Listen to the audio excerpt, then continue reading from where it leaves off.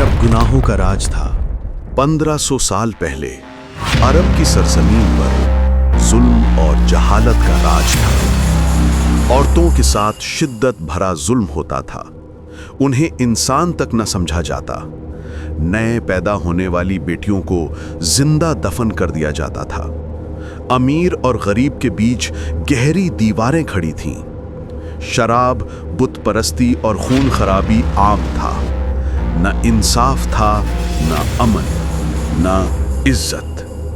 इंसानियत अपने तारीक तरीन दौर में थी। एक ऐसी दुनिया जहां हर तरफ अंधेरा ही अंधेरा था।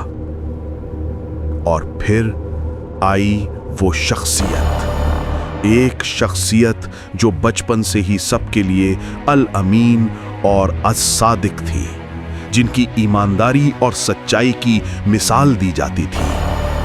मगर उनके अंदर छुपी हुई एक अजीम ताकत थी, एक ऐसा राज जो दुनिया की तकदीर बदलने वाला था।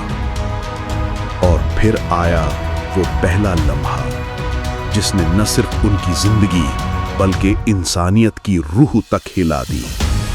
ये कहानी है अल्लाह के आखिरी पैगंबर सल्लल्लाहु अलैहि वसल्लम की, जिनकी आमद से अंधेरे रोशनी में बदल गए।